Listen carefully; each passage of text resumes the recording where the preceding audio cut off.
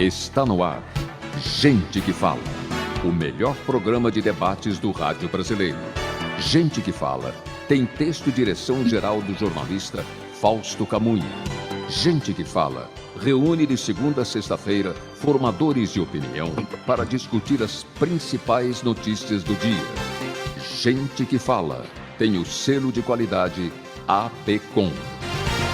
Começando ao vivo pela AltV, a TV da internet, estamos também pelas redes sociais, imagens do Instagram, do Facebook, do nosso canal no YouTube, até a 13h, você curte, você comenta e também compartilha a nossa transmissão, participa também pelo WhatsApp, vai o número 973350038, 973350038, para você enviar perguntas aos nossos entrevistados. Eu sou o Mauro Friesman, meio-dia em ponto. Segunda-feira a gente inicia mais uma semana, vamos com empenho, com dedicação, com saúde, e apresentando aqui os nossos entrevistados de hoje, que vão debater os temas propostos aqui na nossa pauta. Primeiramente, a gente traz aqui a Bianca Colepicolo, ela é secretária adjunta de Turismo do Estado de São Paulo, foi secretária de Desenvolvimento Econômico do Turismo de Ilhabela e é candidata a deputada federal pelo Progressistas. Tudo bem, Bianca? Seja bem-vinda. Boa tarde. Boa tarde, Mauro, tudo bem? Muito obrigada pelo espaço para a gente poder conversar um pouquinho, né, sobre eleição e tantos outros assuntos. Sim, tudo isso na nossa pauta de hoje, muita coisa importante para a gente tratar por aqui. Também com a gente a Fernanda Varela, a doutora Fernanda Varela, advogada, especialista em saúde e direitos do consumidor. Tudo bem, doutora Fernanda? Tudo bem, obrigada também, né, pela oportunidade de estar aqui e poder conversar um pouquinho sobre um assunto que aflige todos os brasileiros hoje, que é a questão dos planos de saúde, né? Também com a gente nessa nossa conversa de segunda-feira, o Rui Gonçalves, jornalista, diretor de cultura do InVoz. Tudo bem? Rui, bem-vindo, boa tarde.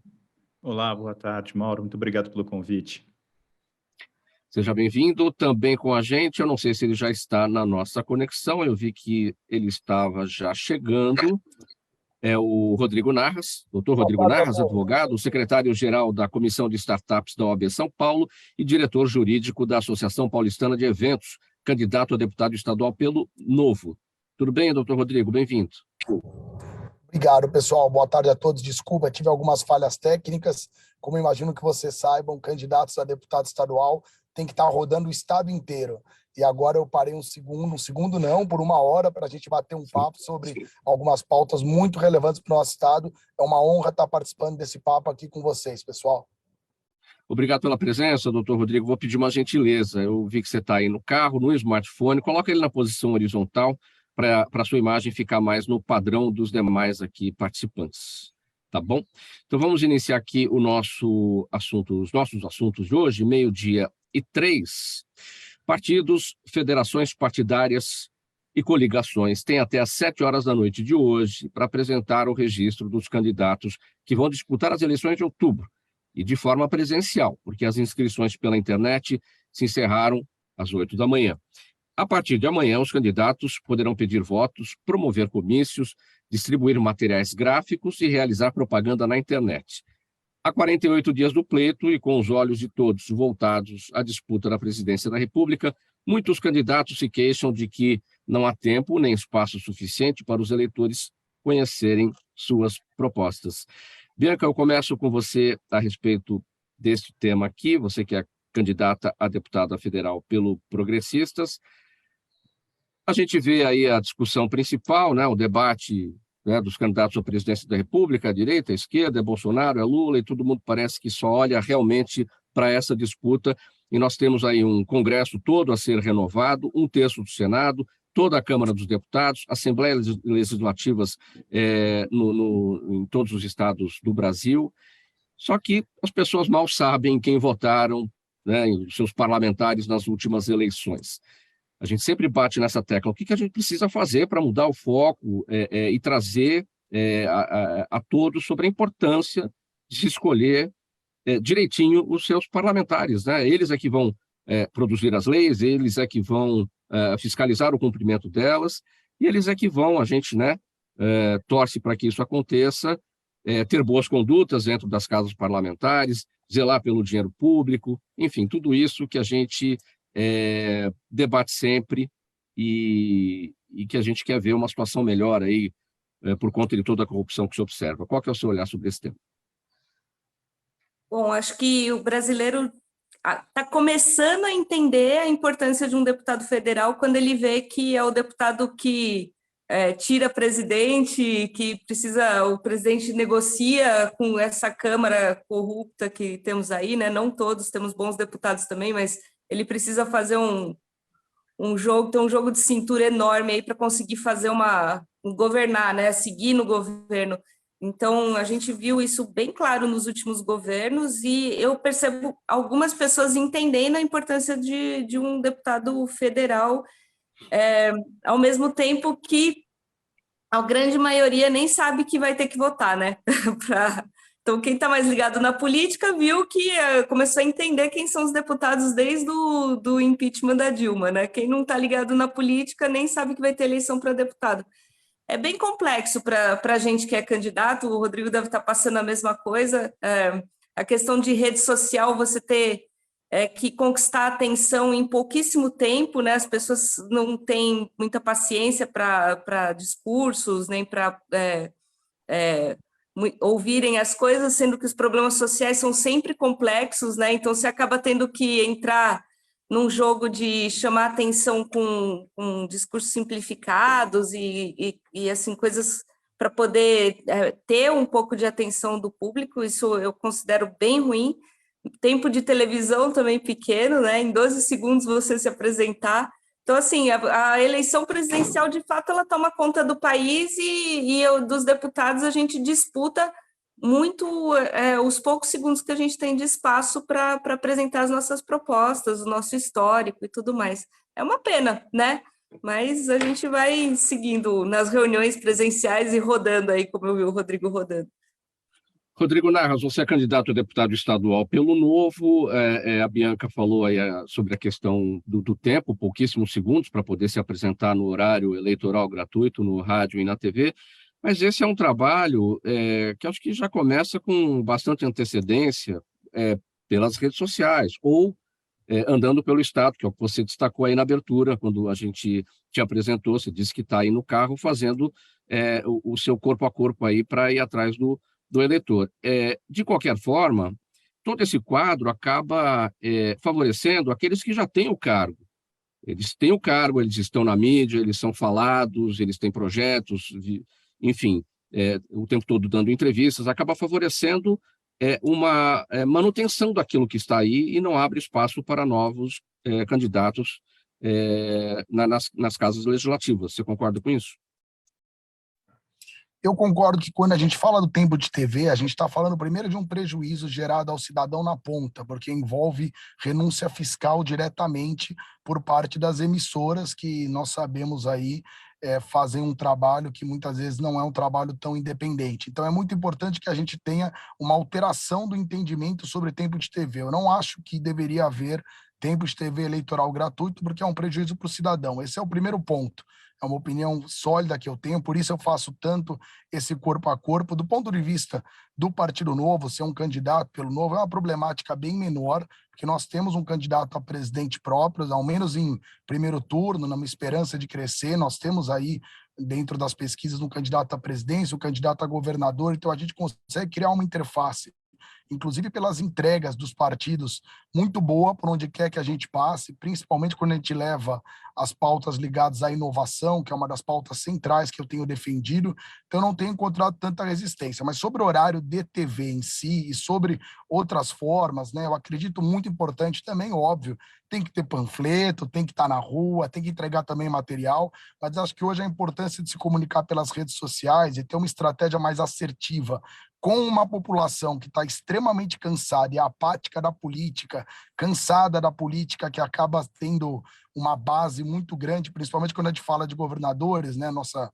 candidata fez um posicionamento muito interessante sobre os candidatos a presidente, que sempre acabam ficando sujeitos a Centrão e a outras composições políticas de figuras que fazem parte da velha política e impedem a renovação, isso acontece muito em função do fundo partidário. O Partido Novo não utiliza o fundo partidário, nós devolvemos 87 milhões de reais aos cofres públicos, os 4,7 bilhões utilizados para o fundão poderiam pagar a escola de 1,5 milhão de crianças e acabam servindo, na minha singela opinião, para perpetuar quem está no poder. Não é que candidatos novos, neófilos, recebem igual candidatos à reeleição. Em hipótese alguma, essa divisão é dada para a elite partidária. Os jovens candidatos, os novos candidatos, jovens de espírito público, de política e também de idade, muitas vezes, não têm acesso a isso nos partidos tradicionais. Por isso é primordial que a gente tenha também uma alteração de entendimento do fundão. Ele não é só um problema e no novo a gente quer extirpá-lo, mas ele também é uma maneira e uma mecânica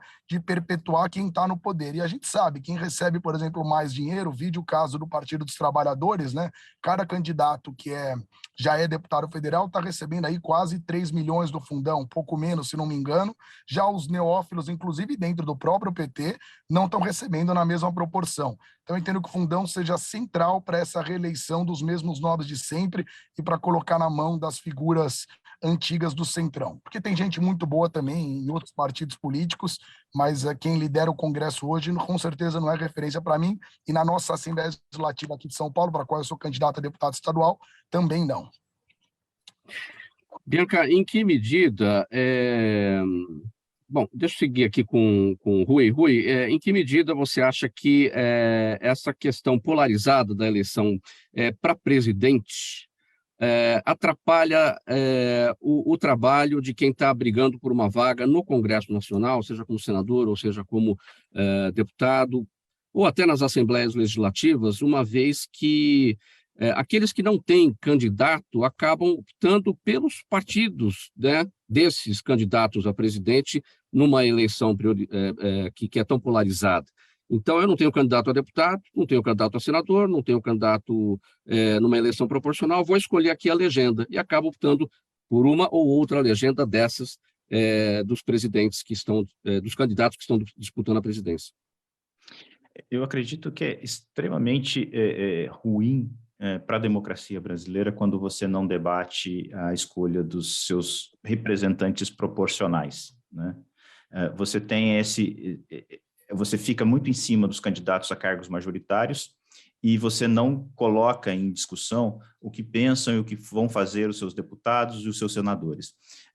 Então, eu imagino que a primeira resolução que a gente poderia ter e que seria bastante positivo e não implicaria grandes efeitos práticos no processo eleitoral, é que a eleição do majoritário fosse separada da legislação da eleição do legislativo, porque aí a gente poderia colocar essas pessoas para debaterem.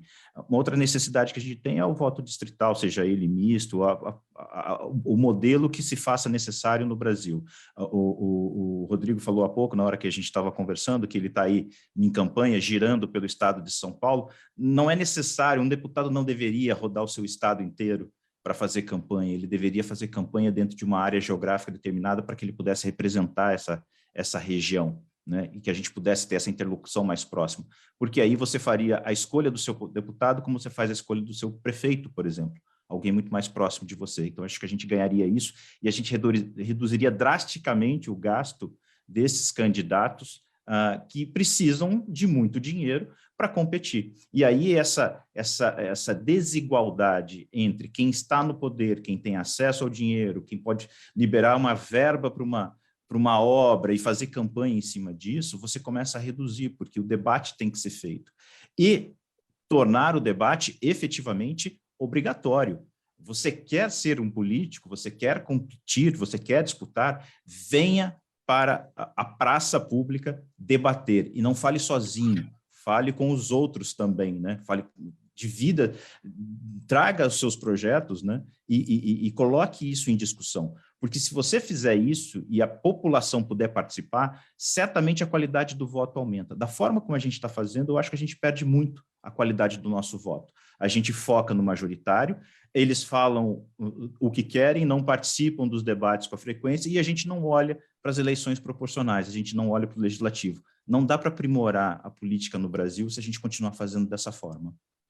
Agora, essa questão da melhoria da qualidade do voto, fazendo uma separação, eleição majoritária num tempo e eleição proporcional num outro tempo. É difícil também, não é, Rui? Porque os mandatos coincidem, a legislatura começa no mesmo tempo do mandato presidencial. E aí a gente pode ter isso de uma forma um pouquinho diferente. Imagina que você vai estar no meio de um mandato por um cargo majoritário, imagina a prefeitura, não vamos nem falar de presidência, vamos para a prefeitura. Se o seu prefeito não está fazendo um bom governo, você tem chance de mudar a Câmara Municipal e fazer com que aquela renovação na Câmara Municipal coloque lenha para fazer esse governo andar de uma outra maneira. Eu acho que a gente tem mais a ganhar do que a perder fazendo uma separação como essa. Porque você começa a dizer o seguinte para o governo: olha, se você não estiver indo bem, eu vou trocar o Congresso no meio do caminho e eu vou colocar a oposição colocando fogo em você. Então, você tem que entregar resultado logo de cara. E eu acho que a gente fica muito vendido nesse momento da forma como está. A gente não está focando na qualidade da Câmara, a gente não está focando na qualidade das Assembleias Legislativas, a gente não sabe quem são os nossos representantes. A gente precisa aprender, porque é muito difícil bater na porta do presidente da República e do governador, mas de um deputado é bem mais fácil, né? Sem dúvida. Agora, vamos ver aqui, então, o olhar da doutora Fernanda Varela. Bom, o prazo para registro de candidaturas acaba hoje. Doutora Fernanda, como é que a gente, olhando daqui para frente, pode melhorar a qualidade do voto aí para o Legislativo? Doutora Fernanda? Doutora Fernanda, problemas com a conexão dela, não está presente aqui, né? Agora, estou presente? Sim. Vamos lá, doutora Fernanda Varela, como é que a gente olha daqui para frente, com o fim aqui do prazo do registro das candidaturas, para melhorar a qualidade do voto para o Legislativo? Eu concordo com o posicionamento do Rodrigo e da Bianca e também do Rui, no sentido que os candidatos a deputado, eles deveriam, essa separação entre a votação do presidente e dos deputados deveria realmente ser separado e ser distrital, porque nós, pobres mortais, né, que sofremos com as más candidaturas, nós não temos acesso, dificilmente uma pessoa sabe exatamente quem é o deputado que vai votar, acaba votando pelo partido, acaba votando por um santinho que eventualmente encontra na rua, né? E o voto distrital é interessante porque, costumeiramente, o deputado, ele vai defender aquele grupo de pessoas que o elegeu, né? Não é algo amplo, né? E esse contato, eu estava ouvindo no começo a doutora a Bianca falar, né, sobre a questão do queijo que ela participou, né? Tem na atividade da Serra, né, Bianca, que é uma região, né, que o queijo é muito, mas a gente não ouve falar, eu nem sabia disso, né? E a gente, se não procura nas redes sociais, e você tem as fake news, né, a deep news, né, agora, eu estava até lendo no Estado agora de manhã, você não tem contato, né? Então, eu acho que esse estreitamento das votações, eu acho extremamente importante, por assim dizer. 12h18, programa Gente que Fala, edição de segunda-feira, ao vivo pela AltV, a TV da internet e também pelas redes sociais, imagens do Instagram, do Facebook, do nosso canal no YouTube. E vamos agora aqui para o próximo assunto. Olha, pessoal, o novo presidente da Comissão de Valores Imobiliários, João Pedro Nascimento, quer acelerar a alteração de normas do órgão para se adequar ao marco legal das startups, que visa facilitar o surgimento de empresas inovadoras de base tecnológica. Segundo o João Pedro Nascimento, furar a fila dos temas prioritários na CVM para incluir as regras para startups é uma iniciativa desburocratizante que simplifica a maneira como as coisas são conduzidas no mundo dos negócios. Rodrigo, a primeira coisa para a gente tratar em relação a esse tema vamos esclarecer aqui o que é o marco legal das startups, né? Perfeito. O marco legal das startups, no qual eu fui um dos advogados que pôde agregar, trazendo algumas percepções, são as diretrizes que definem e criam ambientes para as startups atuarem, tanto no setor público, quanto receberem investimento voltado para pesquisa e desenvolvimento com maior facilidade, quanto a definição do que são esses institutos. Hoje a gente tem lá no marco a definição do que é uma aceleradora, do que é uma incubadora, uma melhor definição do que é um investimento anjo, de como as empresas podem destinar capital para esse tipo de iniciativa e dar todo um ambiente de segurança jurídica para um ecossistema extremamente importante para o nosso país. Hoje, se a gente falar, por exemplo, do sandbox, que são as caixas de areia, que são os espaços nos quais as startups propõem soluções para órgãos governamentais, propõem soluções para órgãos regulatórios, como, por exemplo, poderia acontecer no nosso estado aqui em São Paulo.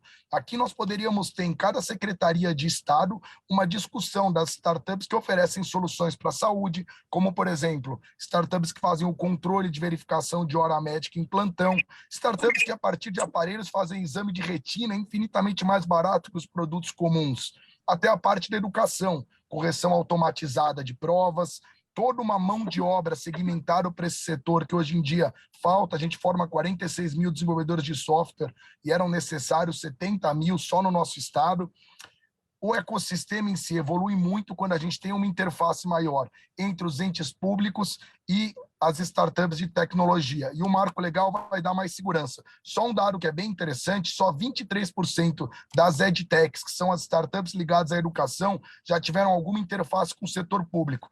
E esse comentário do presidente da CVM não se aplica só à CVM. Vários órgãos precisam se mexer para que nós tenhamos instruções normativas, para que nós tenhamos portarias que permitam a implementação da legislação, porque o nome já diz por si, o marco geral, ele é a diretriz, ele implementa, dá a base, só que nós precisamos realmente, para viabilizar a execução, mais outras legislações, e não ficar tão restrito especificamente a uma legislação macro, que é uma diretriz, que na prática ela tem um efeito bastante diminuído se a gente não tiver a adequada regulamentação dessa legislação. Isso tem que acontecer em âmbito estadual, isso tem que acontecer por parte de órgãos como a CVM. A gente sabe que na CVM tem um trabalho muito sério, mas que demora um tempo para se viabilizar. Eu participei da estruturação do crowdfunding de investimento, que eram maneiras de pequenas empresas e pequenos investidores interagirem, como em bolsas de valores, por exemplo, pequenas bolsas de valores, e essa regulamentação ela passa por evoluções constantes. Fico muito feliz de saber que a CVM reagiu, ainda que um pouco tardio. O marco legal já passou, já faz aí praticamente um ano. Então, precisamos acelerar, a gente precisa do Congresso mais par e passo com os órgãos de controle e regulamentação e esses órgãos mais ativos e menos burocráticos, ainda que a CVM tenha um histórico melhor, sem dúvida, do que outras instituições, outros ministérios ou secretarias de Estado, que nem começaram a mexer na pauta de sandbox, que seria muito importante para trazer novas tecnologias na ponta para o cidadão.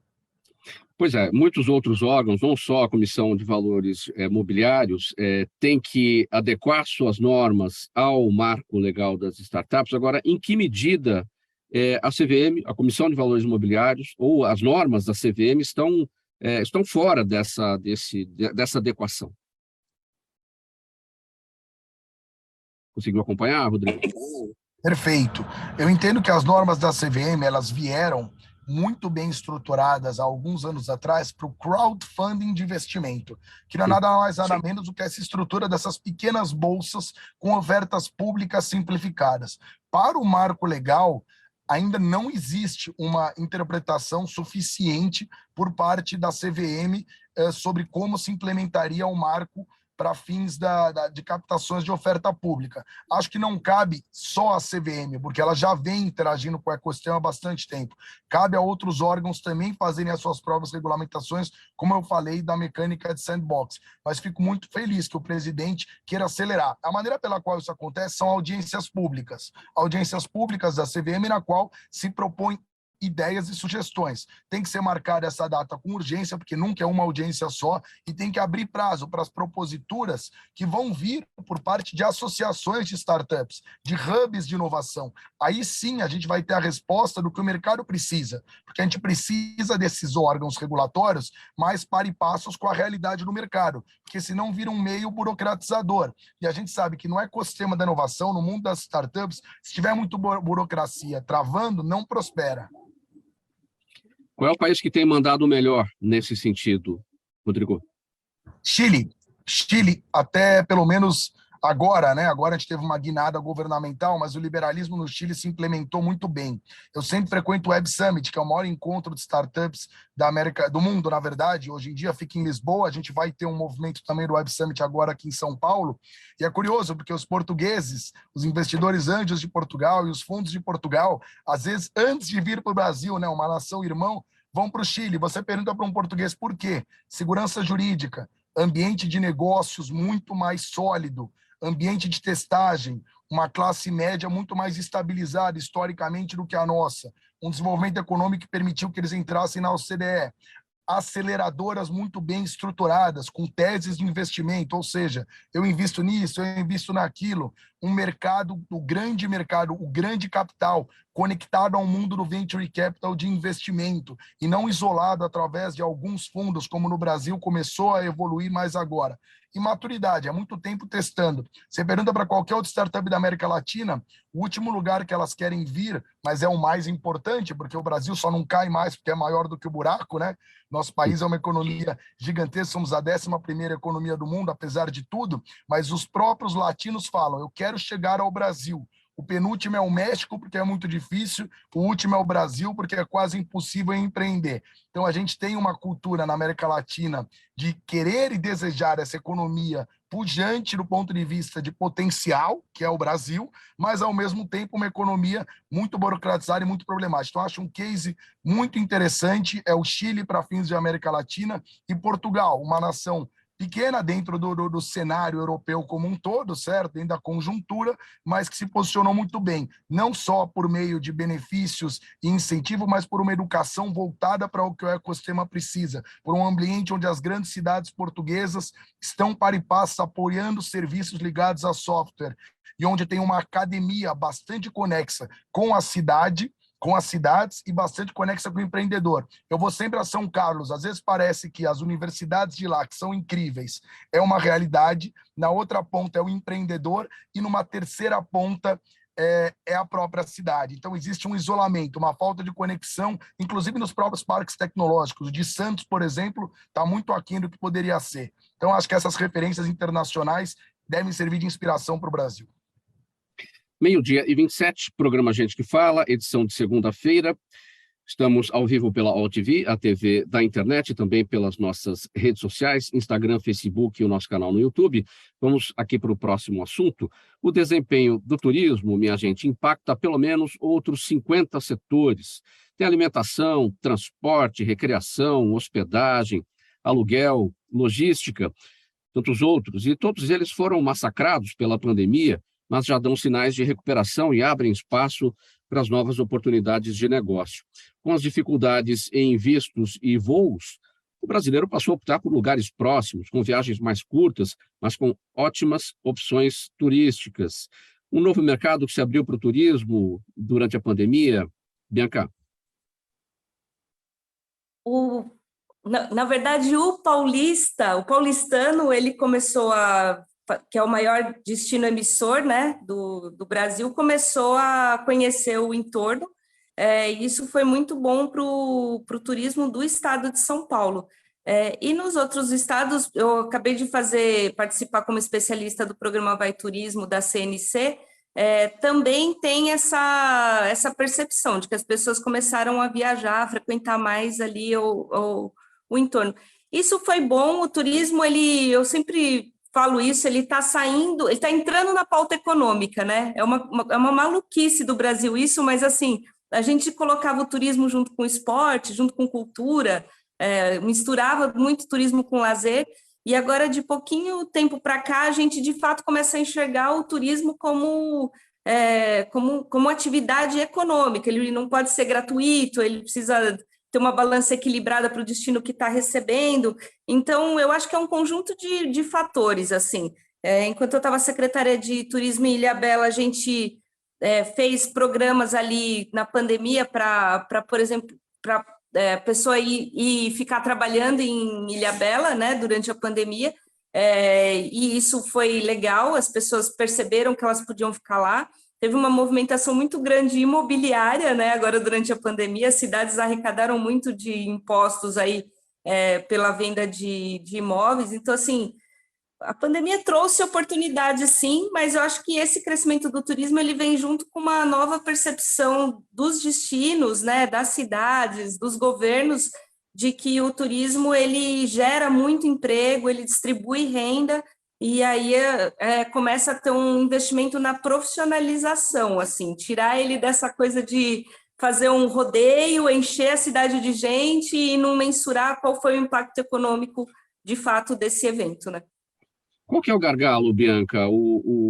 Aquilo que emperra é a profissionalização, é a capacitação, ou seja, você lidar com um turista, você precisa falar vários idiomas, você precisa ter a especialização para o atendimento nos hotéis, nas pousadas, enfim. A gente está muito atrasado nisso tudo. Esse é o gargalo, ou um dos?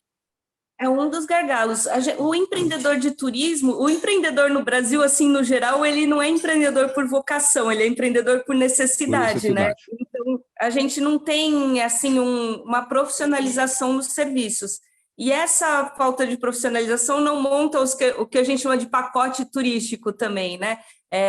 Quando a gente sai da nossa casa de carro para ir num lugar conhecido, ok, você vai alugar lá uma hospedagem direto pela internet e vai se virar.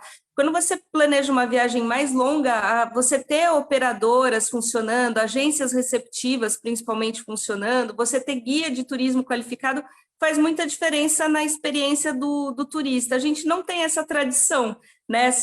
Eu fiz várias feiras internacionais de turismo, e aí quando você apresenta o Brasil, você tem uma falha na forma de receber os turistas aqui. A gente tem pouquíssimas pessoas, de fato, recebendo e fazendo o pacote tradicional do turismo, né? Como parece que saiu de moda, assim, aqui no Brasil, e isso prejudica, porque as pessoas se sentem inseguras de estar aqui. E a outra coisa ligada ao mercado, ao ambiente de negócios em geral, né? Muita burocracia. Eu fui pequena empreendedora de turismo, tive 5 negócios nessa área, e eu falo que eu perdia, sei lá, 60% do meu tempo em burocracia, ao invés de pensar no meu negócio em si, né? Então, eu acho que é um conjunto de fatores o nosso atraso aí com relação ao desenvolvimento do turismo. O que dizer sobre a infraestrutura que nós temos também, que carece de zeladoria, e aí as coisas não tem aquele atrativo, né? E turismo é muito do olhar, né? Aqueles que observam, falam, é um lugar bonito, eu quero conhecer. Quando falta zeladoria, tudo isso fica comprometido. O foco foi errado, sabe, Mauro? Assim, falta zeladoria nas coisas básicas e infraestrutura básica. E algumas cidades ainda estão preocupadas em criar atrativos turísticos. E eu falo assim, quem investe, quem cria atrativo é a iniciativa privada, né? O governo muito ajuda quando ele não atrapalha. Então, assim, você pega as cidades que estão bem no turismo no Brasil, como Gramado, Bonito, Brotas, são cidades que quem montou empreendimento foram os empreendedores, né? Agora a gente tem um monte de lugares aqui que os prefeitos, as prefeituras ainda estão pegando dinheiro do DAD, do governo, e querendo criar um mirante, criar um restaurante para fazer concessão, ao invés de simplesmente facilitar para que algum empreendedor vá lá e faça isso. E aí o governo tem que focar em desburocratizar, em criar mobilidade, manter o saneamento funcionando. Quando eu cheguei para ser secretária em Ilhabela, a principal reclamação do turista era a balneabilidade, praia suja. Então, eu, como secretária de turismo, estava lá resolvendo plano de mobilidade, plano de saneamento, contrato de saneamento, porque eram coisas básicas que não adianta ficar fazendo promoção, que era o que se fazia, sem você dar infraestrutura, né? Então, acho que o foco foi errado, né, até aqui. Eu vejo com bons olhos, assim, um acordar para o turismo no nosso país, né? Então, esse dinheiro do DAD, Bianca, ele é fundamental, é o Fundo do Desenvolvimento das Instâncias Turísticas que o Estado de São Paulo tem que pagar e que não paga também, né? Tem atrasos e tal. Esse dinheiro é fundamental porque os municípios, os gestores, né, ficam esperando os valores e que não vem, e aí a coisa não anda. Como você falou, muitos dos investimentos têm que ser feitos pela iniciativa privada, e o gestor fica lá esperando o dinheiro do Estado que não vem. eu vejo assim, eu fui secretária executiva em 2018 no Estado. Eu cheguei lá e tomei um susto, porque eu falei, não tinha uma secretaria de fato, o que tinha era passeio para idosos para tal, passeio para estudantes. E aí, assim, eu falava assim, gente, isso é importante, mas está na pasta errada, aqui o negócio é econômico, né? E a gente estava nas aprovações dos MITs, dos municípios de interesse turístico, e em seguida veio o sistema de ranqueamento dos municípios. Tudo baseado no dinheiro do DAD. Na minha percepção, o dinheiro do DAD ele só é importante para despertar o interesse do gestor público, porque se não tivesse sido criado esse ranqueamento e essa categorização dos municípios, os prefeitos iam continuar ignorando o turismo, eles, enfim, talvez por as coisas do dia a dia, mais, né, de urgência, saúde, educação, não teriam esse olhar para o turismo como tem hoje. Então, eu só vejo como importante nesse sentido, de, poxa, hoje as cidades têm um conselho municipal de turismo, hoje as cidades discutem os projetos, elas se preocupam de participar das feiras, elas fazem observatórios, né? Então, nesse ponto, o dinheiro é bom. Rui, você tem viajado aí para destinos próximos? Não tenho viajado muito, não, mas eu fico perto de Ilhabela, porque eu estou em São José dos Campos, então não é muito... o acesso a Ilhabela até que é bastante tranquilo. É só descer a Tamoios. É só descer aqui, se bobear, desce até de bicicleta. Mas a Bianca trouxe um ponto muito importante, né? O que os municípios estão fazendo para tornar as suas cidades interessantes para o turista e para o investimento em turismo. Gestor público, prefeito, vereador, não tem que dizer qual é a vocação turística da sua cidade, eles simplesmente têm que pegar a vocação turística do seu município e amplificá-la, tornar aquele local agradável para receber o turista, porque se tiver demanda vai ter o investimento da iniciativa privada, e cuidar para que aquela riqueza seja preservada. A Bianca falou de qualidade da água, né? A qualidade da água na praia. Então, eu sou uma instância turística que vivo do turismo que frequenta a minha praia, e eu deixo a minha praia suja e a água imprópria. Então, realmente, o papel do gestor público é avaliar se aquele ponto da geração de riqueza para o município está sendo trabalhado em todos os ângulos, né? Integralmente. Então, eu tenho que atrair o turista, eu tenho que oferecer a condição do empresário, investir para atender o turista, seja com hospedagem, seja com alimentação, seja com passeio, né? Tem que qualificar os meus guias de turismo e tem que preservar aquela riqueza. Se a minha riqueza é a natureza, eu tenho que focar na preservação ambiental. Fernanda, você tem viajado aí por perto, destinos curtos? Destinos curtos sempre. Eu tenho um negócio em Caraguá, Tatuba, né? Então, até... Está todo mundo perto de Ilhabela, então?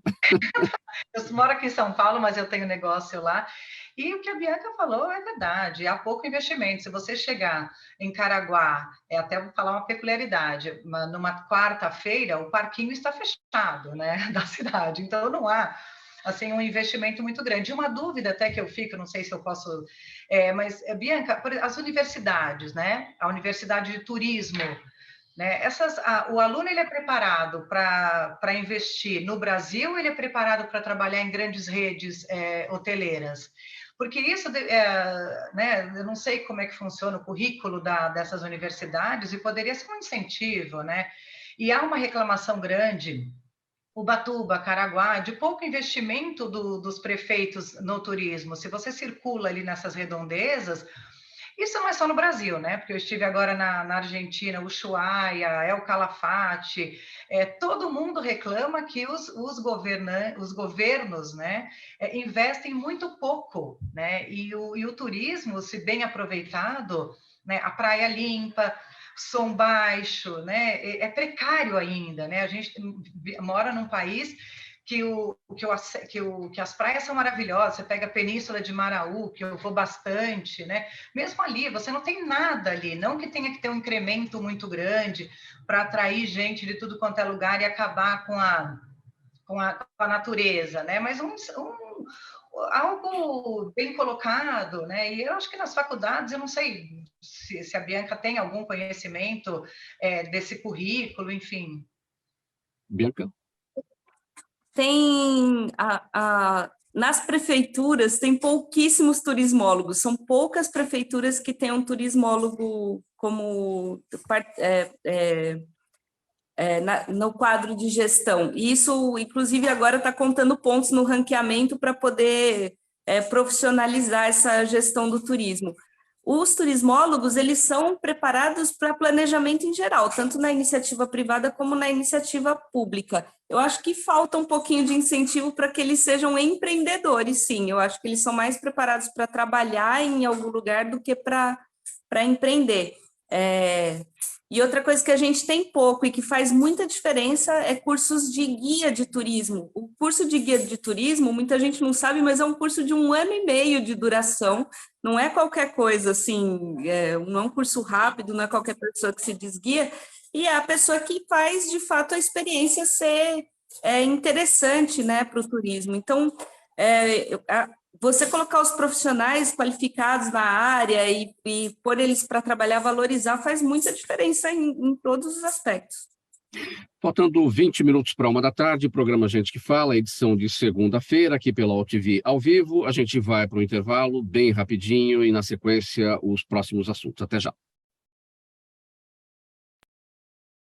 Toda ação estratégica de sucesso tem um componente fundamental, um instituto de pesquisas ético, rápido e preciso. Afinal, é ele que vai fornecer informação confiável, sem achismos e palpites. E isso, numa época de mudanças rápidas e repentinas, é fator crítico de sucesso. A Orbis é um instituto de pesquisas que une precisão e confiabilidade estatística com a mais alta tecnologia de pesquisas do mercado.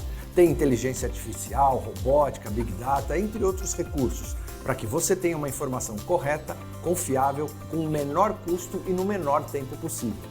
Na sua próxima ação, seja ela corporativa ou política, comece pela Orbis, porque com a informação correta você vai mais longe, mais rápido e com mais segurança. Estamos de volta pela UTV, a TV da internet e também pelas redes sociais com o programa Gente que Fala, edição de segunda-feira, faltando 19 minutos para 13h, e vamos aqui com a sequência dos próximos assuntos. Olha, pessoal, o InVoz abriu inscrições para o 4º Congresso de Educação que vai acontecer no próximo dia 30, no Parque Tecnológico em São José dos Campos. O evento, que terá como tema Educação em Debate, Inspirações e Provocações, volta ao formato presencial após 2 anos, sendo realizado online por causa da pandemia, e deve atrair mais de 1.000 pessoas do poder público, profissionais da área e também estudantes. Entre as novidades deste ano estão a participação do fundador da Embraer, Osiris Silva, como embaixador do evento, e o apoio do Instituto Ayrton Senna.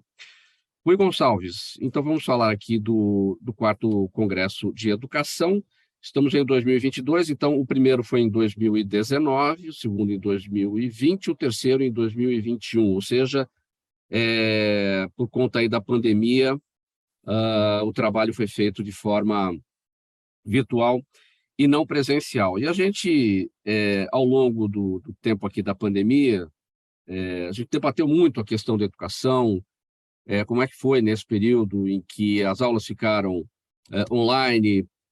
Muitos aproveitaram, muitos estudantes, mas muitos também não aproveitaram, especialmente aqueles do ensino público, pelas carências, evidentemente, que a gente tem aí nas famílias, acesso a sinal de internet, equipamentos, e o próprio trabalho do Estado no fornecimento, né, na oferta da educação durante esse período. Qual é o atraso que a gente observa e E se a gente discutiu aí ao longo desse período da forma correta, né? Os caminhos aí para a gente eliminar esse fosso que existe entre os mais vulneráveis e aqueles que têm uma condição melhor. Mauro, como você disse, né, é a 4ª edição, a gente passou 2 edições transmitindo remotamente, né, e esse ano a gente vai ser híbrido, né, a gente volta a realizar ele presencialmente, o congresso presencialmente, e continua com a transmissão. Então, acho que é um ganho que a gente tem no alcance, né. A primeira edição a gente fez em 2019, a gente trouxe cerca de 900 a 1.000 pessoas, lotando o auditório do Parque Tecnológico de São José dos Campos, e esse ano a gente quer ir muito mais longe com a transmissão online. Mas o fato é, a pandemia, ela colocou, ela deixou muito clara para a gente as nossas desigualdades também na educação, né? O Brasil é um país muito desigual em todos os setores, a educação não poderia ser diferente, a pandemia deixou isso ainda mais evidente. A pandemia também fez com que houvesse um aumento da evasão escolar, então a gente perdeu estudantes, e os estudantes que ainda frequentaram, você agora tem situações diferentes, estudantes de famílias que estavam mais preparadas para enfrentar isso, ou seja, os pais têm mais anos de estudos, o acesso à internet era perfeito, cada estudante com seu dispositivo conectado, e uma boa escola com professores bem capacitados do outro lado, para fazer a intermediação usando a mídia digital, esses estudantes tiveram alguns prejuízos, mas esses prejuízos são mais fáceis de serem revertidos. Os demais tiveram problemas seríssimos. Então, imagina só uma criança que chegou em 2020, estava ali no início do seu processo de alfabetização, esse é o 3º ano dela mal alfabetizada. Então, a gente tem um processo de desenvolvimento que está muito, muito, muito comprometido. E a nossa preocupação também está focada na empregabilidade, né? A empregabilidade principalmente nesse setor que o Rodrigo falou mais cedo, quando ele citou aí o marco das startups. O setor das empresas digitais de tecnologia está dominando o mercado, e mesmo as grandes corporações, elas estão fazendo o seu tombamento, se tornando mais digitais, porque esse jeito de fazer negócio está virando um padrão. E a gente precisa capacitar os nossos jovens para estarem preparados para esse mundo onde a tecnologia é mais premente. A gente tem o gap de vagas abertas e não preenchidas por falta de qualificação. O Rodrigo citou muito bem, mais de 40.000 pessoas formadas por ano, num universo em que o Brasil precisa de quase 500 mil em 3. Então, a gente tem um gap gigantesco. E por que a gente não consegue gerar essa mão de obra? Porque a gente tem um problema na qualidade da educação, que quando o estudante chega ao ensino médio, ele tem um problema seríssimo no entendimento tanto da língua portuguesa quanto da matemática. E quando a gente fala isso, parece que ele lê mal, escreve mal e faz conta ruim. Isso é muito mais sério do que isso. É a dificuldade em desenvolver a sua capacidade de interpretação, o seu senso crítico, a possibilidade de levantar hipóteses e pensar logicamente. É disso que a gente está falando quando o estudante não tem um bom desenvolvimento dos conteúdos básicos. E é isso que o mercado de trabalho exige, a sua capacidade de entender, né, refletir, estabelecer hipóteses e propor soluções. É pensamento lógico e interpretação. Então, esse é um pouquinho do tema desse ano que a gente vai fazer. Trazer não só os educadores e os estudantes para esse ambiente de debate, mas trazer também as startups, porque as startups também têm condições de falar com esses estudantes e dizer, olha, o nosso desafio é esse daqui, vocês fazem parte disso, o seu caminho dentro da escola pode te trazer para cá, ou sentado como um desenvolvedor, ou propondo novos negócios e desenvolvendo as suas empresas, ou então trabalhando num setor, numa sociedade cada vez mais tecnológica e cada vez mais vai usar dados para tomada de decisão. Seja num restaurante, seja numa grande indústria, quanto mais dados você tiver, mais assertivo você vai ser. Você vai acertar mais o seu cardápio, você vai acertar mais o seu produto numa linha de produção.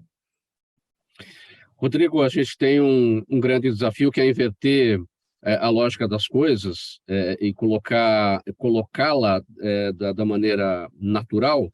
A gente tem nas universidades públicas a excelência e a gente tem na porta de entrada da educação, ali no básico, as maiores dificuldades, o que acontece na saúde também muitas vezes, né?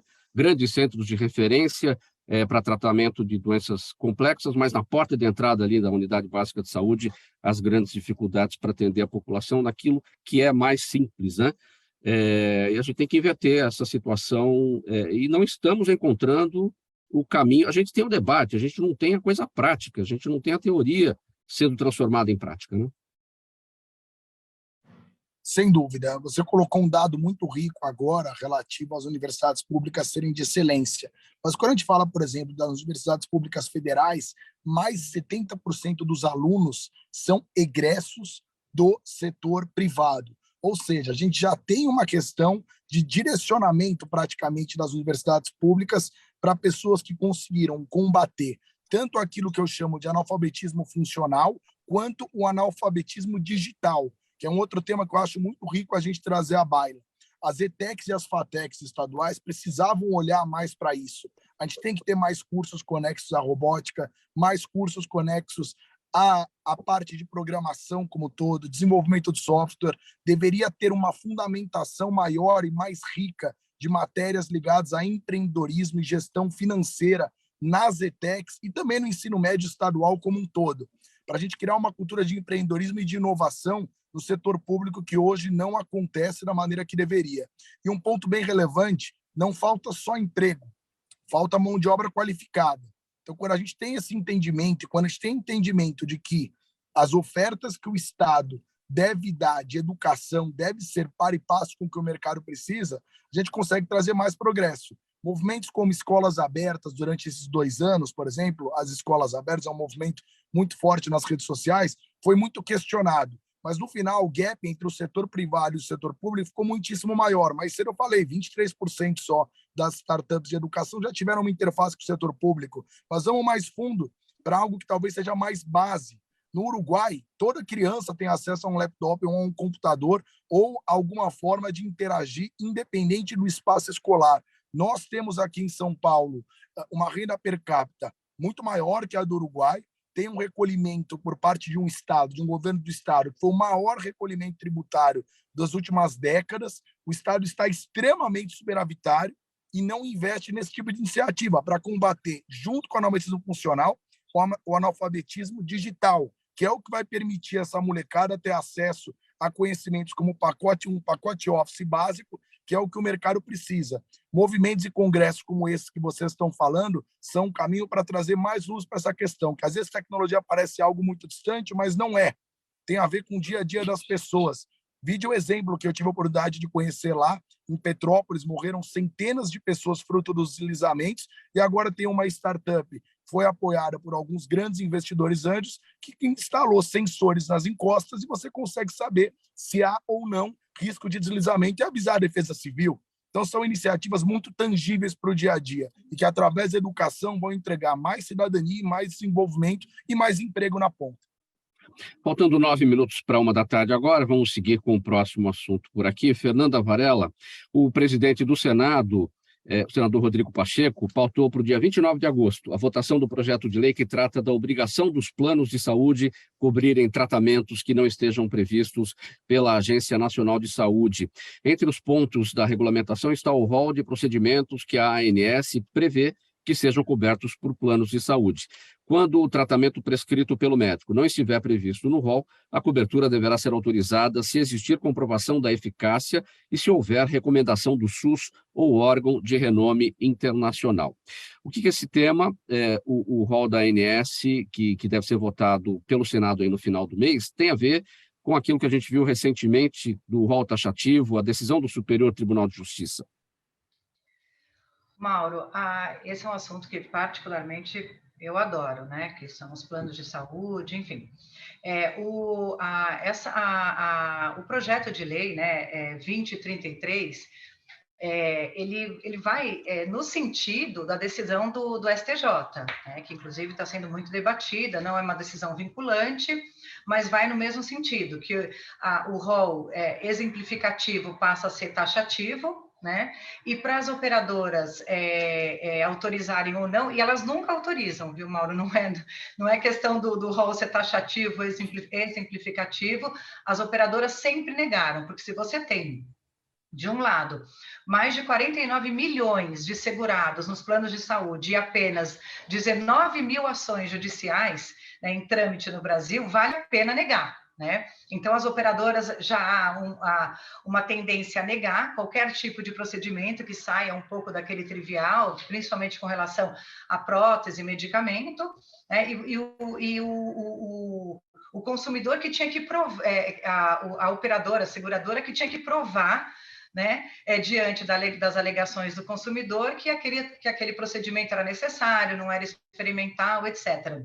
O que modificou na decisão do STJ, esse entendimento, é que o ônus da prova passou a ser do consumidor agora, né?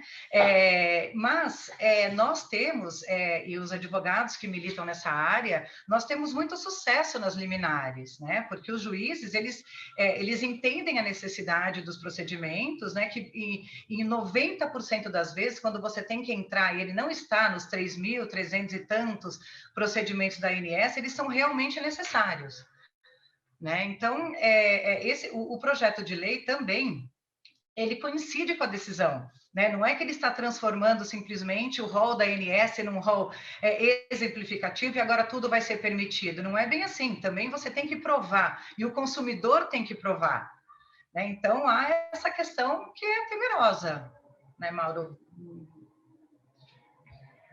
Não tô ouvindo. Desculpe, eu havia fechado aqui o microfone. Tudo vai continuar difícil, então, para o lado do consumidor. Do consumidor, sim, porque a gente sabe, como advogado, que se você entrar com a liminar, e isso é 99%, 90% de certeza, que você vai conseguir uma liminar para fazer seu tratamento. E muitas vezes o consumidor não sabe que o remédio que está sendo negado, por uma fé da operadora seguradora, o princípio ativo ele é permitido na lista. Então, esses meandros, e a ANS, ela atua, há 20 anos essa lista, ela é uma lista exemplificativa, e nós, advogados, a gente vem discutindo isso, né, dos atuantes, né, que atuam, militam 90% do tempo nessa área. Por que o STJ decidiu dessa forma? Porque não há uma inclinação social, nem nada. A matéria estava acomodada, né, no nosso judiciário. Fernanda, tem uma pergunta aqui da audiência, seu Jaime do Jardim Bonfilholi. Aí ele quer saber o seguinte: nesses tempos de pandemia, quais são as maiores queixas do consumidor? Aí eu vou engatar aqui na pergunta dele. Essas queixas do consumidor teriam relação aí com essa questão do rol taxativo, com tudo isso que vai ser discutido no Senado no fim do mês? Mas a ANS, ela editou algumas resoluções normativas durante a pandemia, né? O que eu acho que mais complicou a vida do consumidor na pandemia, né, foi o desemprego ligado à evasão dos planos de saúde, né? Até o doutor Rodrigo mencionou das startups, eu ainda coloco ainda as health techs, né, que de alguns anos para cá foram mais de 500 health techs, né, que as pessoas foram obrigadas a migrar. E a pandemia, ela fomentou o surgimento dessas startups que estão hoje sendo muito importantes, né? Virou mexer, a gente vê matéria no jornal, e os investimentos, né? São quase mais de 500 milhões de investimento nessas health techs que têm feito, às vezes, dos planos de saúde, né? E provavelmente o senhor Jaime está com alguma questão com relação às negativas dos planos, né? Porque era negado a internação, era negado, e a pessoa era obrigada, nesse meio tempo, a entrar com ações judiciais, né? E isso realmente foi dramático, porque não tinha nem vaga nos hospitais, né? Então, a crise ela era maior do que a ANS pôde prever, ou os planos de saúde podiam prever, porque era uma questão também de logística, né, Mauro? Rui Gonçalves, pergunta aqui da Daniela Neves, ela está com a gente no Instagram, com bastante brevidade, a gente está com o tempo bem apertado. Ela quer saber o seguinte: além dos unânimes, mais investimentos e valorização dos professores, o que é que precisa mudar na educação brasileira? Eu acho que precisa mudar a cabeça das pessoas que olham para a escola e não veem a importância da sua própria participação nela. Quando uma comunidade não dá atenção para a escola local, eu acho que isso é um problema sério. As pessoas precisam entender a importância da escola para a vida dos seus filhos e para as suas próprias vidas. A gente também precisa ter mais diversidade nas escolas. Essa diferença que a gente tem no país hoje, em que a gente se fecha os nossos próprios grupos, ela já vem acontecendo há alguns anos nas escolas. Então, você tem escolas da periferia, onde só tem gente de periferia, escolas classe A, caríssimas, onde só tem gente classe A, caríssima. E a gente não está conseguindo entender a multiplicidade que é o Brasil.